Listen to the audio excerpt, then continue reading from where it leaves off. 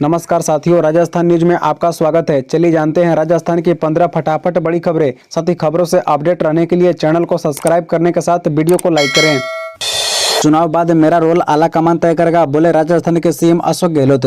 राजस्थान में 25 नवंबर को विधानसभा चुनाव होने हैं। चुनाव से पहले राज्य के मुख्यमंत्री और कांग्रेस के वरिष्ठ नेता अशोक गहलोत ने अपने राजनीतिक भविष्य को लेकर कहा कि इस पर फैसला कांग्रेस आलाकमान लेगा। राजस्थान में चुनाव नतीजों के बाद अपने किरदार पर चर्चा करते हुए अशोक गहलोत ने कहा, मेरा रोल वही रहा है जो हमेशा आलाकमान चाहा है। मैं खुद अपना किरदार तय नहीं करता, जो रोल मुझे आलाकमान देगा मैं उस पर खड़ा हूँ। राजस्थान के मुख्यमंत्री ने इस बात पर भी विश्वास जताया कि इस चुनाव में एंटी इनकम्बेंसी नहीं है और पार्टी चुनाव में जीत हासिल करेगी। अशोक गहलोत ने कहा कि लोग ने अपना मूड बना लिया है कि राज्य में कांग्रेस दोबारा वापस होगी। मुझे विश्वास है कि हम 156 सीट की तरफ बढ़ रही हैं। हर 5 साल बाद सरकार बदलने का प्रदेश में रिवाज इस बार बदल जाएगा। लोग यहाँ हो रहे हैं काम जिसे लोगों ने किया है उससे खुश हैं। यह तय है कि सरकार दोबारा बनेगी।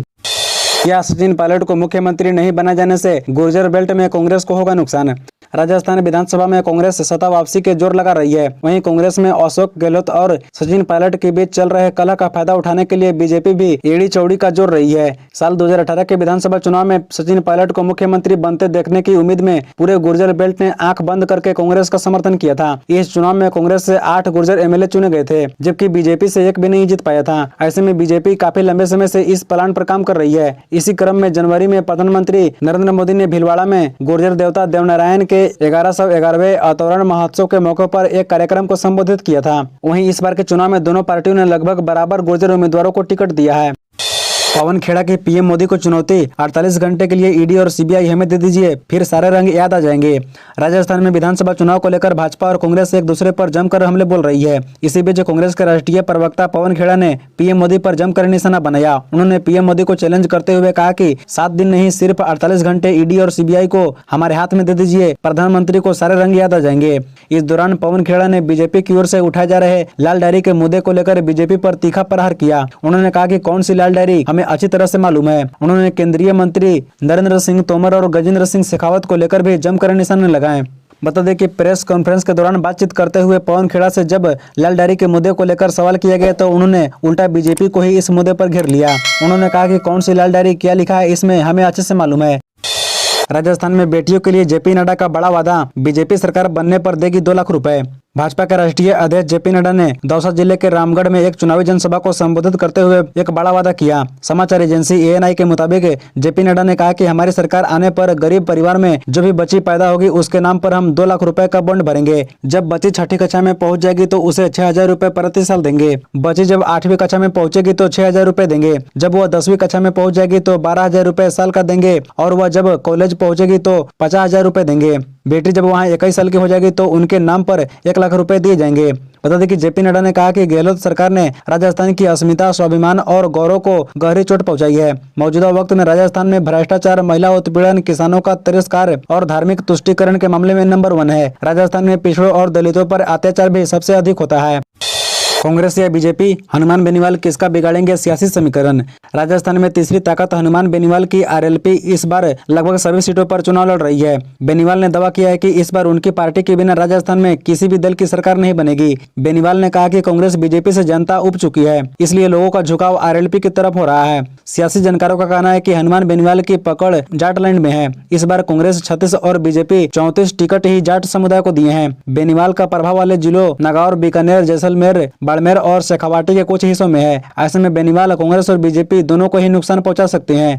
बता दें कि बेनीवाल अपने गिरी जिले नागौर में कांग्रेस और बीजेपी से मुकाबला कर रही हैं। उल्लेखनीय है कि इस बार हनुमान बेनीवाल ने चंद्रशेखर आजाद रावण की पार्टी के साथ गठबंधन किया है। कांग्रेस के साथ गारंटी योजना विज्ञापन पर रोक, चुनाव आयोग ने मांगा स्पष्टीकरण। राजस्थान में चुनाव आयोग ने कांग्रेस के मिस्ड कॉल वाले विज्ञापन पर रोक लगाई, साथ ही कांग्रेस से स्पष्टीकरण मांगा है। बीजेपी के एक प्रतिनिधिमंडल ने मुख्य निर्वाचन अधिकारी प्रवीण गुप्ता से मांग की थी। बीजेपी ने कांग्रेस के खिलाफ चुनाव आयोग को अखबारों में कांग्रेस के साथ गारंटी का जादू, 156 सीटों पर कांग्रेस की जीत पक्की और कांग्रेस के साथ गारंटी जादू शीर्षक से भ्रामक विज्ञापन छपने की शिकायत दर्ज की। इसमें कहा गया है कि इन विज्ञापनों में कहीं भी किसी विज्ञापन का प्रभाव फीचर का जिक्र नहीं था। भाजपा ने शिकायत में कहा कि विज्ञापन राज्य स्तरीय मीडिया मॉनिटरिंग एवं सर्टिफिकेशन कमेटी से प्रमाणित नहीं था। भाजपा की ओर से शिकायत दर्ज करवाने के बाद मुख्य निर्वाचन अधिकारी कार्यालय की ओर से कांग्रेस को नोटिस जारी किया गया है, जिसमें कहा गया है कि 7 गारंटी के लिए पंजीकरण प्रक्रिया के संबंध में मुख्यमंत्री अशोक गहलोत द्वारा जारी एक संदेश के बारे में शिकायत मिली है। सगवाड़ा में पीएम मोदी ने महाराणा प्रताप का जिक्र कर खेला इमोशनल कार्ड, साधे कई समीकरण। राजस्थान विधानसभा चुनाव प्रचार अंतिम चरण में है। पीएम मोदी ने कल डोंगरपुर के सगवाड़ा में चुनावी जनसभा को संबोधित किया। पीएम मोदी ने महाराणा प्रताप का जिक्र कर सियासी समीकरण भी साधे हैं। आदिवासी इलाके में हुई जनसभा में महाराणा प्रताप का नमन किया। पीएम मोदी ने मंच पर महाराणा प्रताप को याद करते हुए कहा कि मैं डोंगरपुर और बांसवाड़ा में कई बार आया हूं, लेकिन आज जैसी भीड़ मैंने पहले कभी नहीं देखी। आज सगवाड़ा में जन सागर उमड़ गया है। पीएम मोदी ने मंच से भविष्यवाणी की है कि राजस्थान में गहलोत की सरकार कभी नहीं बनेगी। अब बच्चे भी कांग्रेस के लिए बोल रही हैं, वोट को नहीं मिले वोट जी। साथ ही पीएम मोदी ने कहा कि बीजेपी की सरकार बनने पर पेपर माफियाओं को जेल में डाला जाएगा। आज कांग्रेस नेताओं के लॉकर से सोना निकल रहा है। कांग्रेस सरकार की करतूतों के पन्ने लाल डायरी में खुल रही हैं। यह देश विरोधी। पीएम मोदी को लेकर राहुल गांधी के पनौती वाले बयान पर बोले शिवराज। प्रधानमंत्री नरेंद्र मोदी को लेकर पनौती वाला बयान देने के बाद कांग्रेस नेता राहुल गांधी पर बीजेपी के नेता लगातार हमला बोल रही हैं। अब मध्य प्रदेश के मुख्यमंत्री शिवराज सिंह चौहान ने पीएम को पनौती कहने पर बुधवार को राहुल गांधी पर देश विरोधी होने का आरोप लगा दिया और कहा कि देश कभी इसे माफ नहीं करेगा। बता दें कि मंगलवार को चुनावी राज्य राजस्थान में एक रैली के दौरान राहुल गांधी ने कहा पीएम मोदी का मतलब पनौती मोदी। उन्होंने भारत ऑस्ट्रेलिया के बीच विश्व कप मैच के दौरान अहमदाबाद स्टेडियम पीएम मोदी के जाने पर तंज कसा था। बता दें कि इस मुकाबले में भारत को हार हुई थी।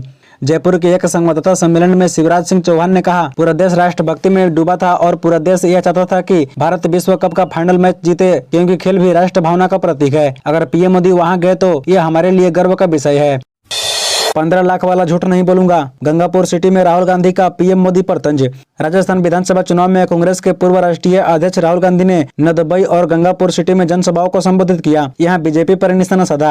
राहुल गांधी ने कहा कि मैं आपको 15 लाख वाला झूठ नहीं बोलूंगा, वो नरेंद्र मोदी जी बोलते हैं, उन्हें बोलने दीजिए, मैं नहीं बोलूंगा। लेकिन राजस्थान की कांग्रेस सरकार प्रदेश के गरीब लोगों को 25 लाख का इलाज फ्री कर रही है। सरकार बनने के बाद हम हर महिला को 10,000 रुपए बैंक में डालकर देंगे। हमने 7 गारंटियां दी है जिन्हें हम पूरा करेंगे। बता दें कि राहुल गांधी ने गंगापुर में ईआरसीपी को लेकर मोदी पर निशाना साधा। राहुल गांधी ने कहा कि पीएम मोदी ने झूठा वादा किया, राजस्थान में कांग्रेस की सरकार बनने पर इसे पूरा किया जाएगा। राहुल गांधी ने कहा कि मोदी की गारंटी का मतलब अडानी की गारंटी, कांग्रेस की गारंटी का मतलब भारत माता की गारंटी। राजेश पायलट नहीं रहे, लेकिन कांग्रेस उनके बेटे को दे दी सजा। राजस्थान में पीएम मोदी। प्रधानमंत्री मोदी ने बुधवार को कांग्रेस नेतृत्व पर वंशवादी राजनीति करने का आरोप लगाते हुए कहा कि देश की सबसे पुरानी पार्टी 1996 में आला कमान के खिलाफ पिता के विद्रोह के लिए सचिन पायलट को दंडित करने का प्रयास कर रही है।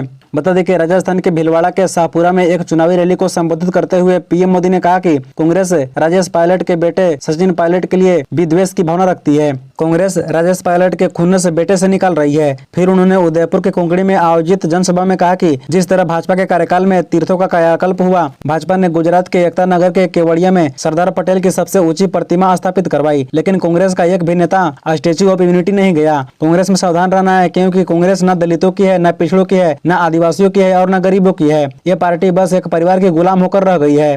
इसी तरह रोजाना खबरों से अपडेट रहने के लिए इस चैनल को सब्सक्राइब कर बेल आइकन को भी प्रेस कर दीजिए। धन्यवाद।